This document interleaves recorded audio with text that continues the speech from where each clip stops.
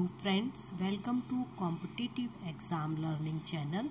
अगर आज की वीडियो पसंद आती है तो लाइक करें, कमेंट करें, शेयर करें और चैनल पर फर्स्ट टाइम आए तो सब्सक्राइब करें।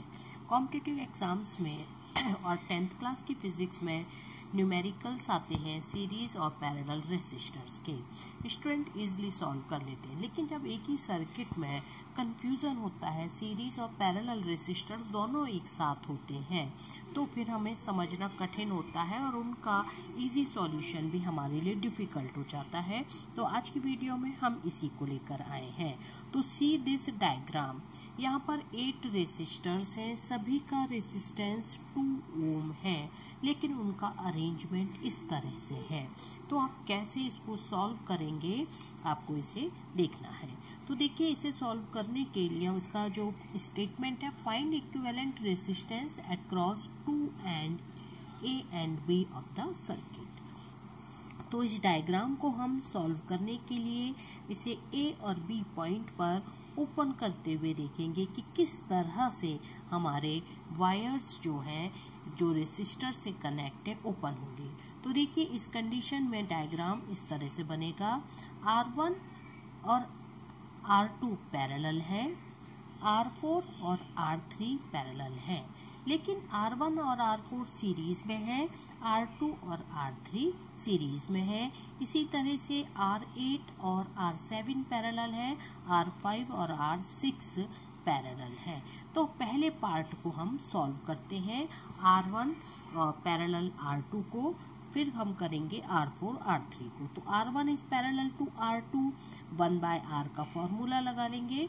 तो 1/स्मॉल r1 हमारा रिजल्टिंग रेसिस्टेंस आएगा। यहाँ हमने रिजल्टिंग रेसिस्टेंस के लिए जो R1 और R2 के पैरेलल कॉम्बिनेशन से है, स्मॉल r1 यूज किया है।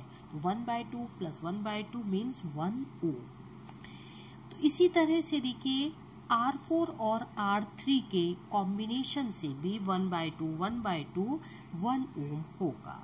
ठीक है, तो हमारा पर रेसिस्टेंस R1 R2 का हो गया 1 ओम जो पैरेलल कनेक्ट है, R4 और R3 का हो गया 1 ओम।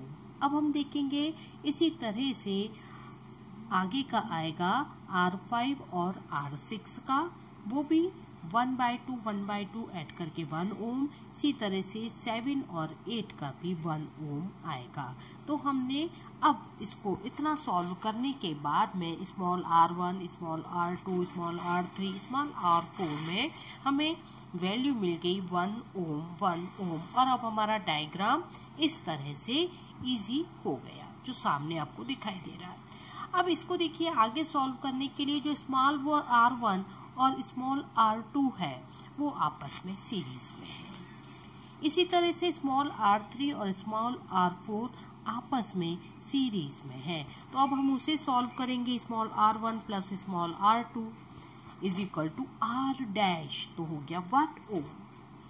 r3 और स्मॉल r4 का करेंगे तो 1 प्लस 1 2 ओम।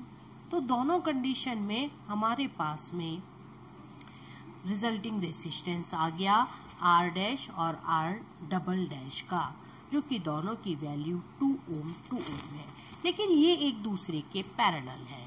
तो फिर इसमें 1/R का फॉर्मूला लगाएंगे, 1/2 plus 1/2 is equal to 1 Om.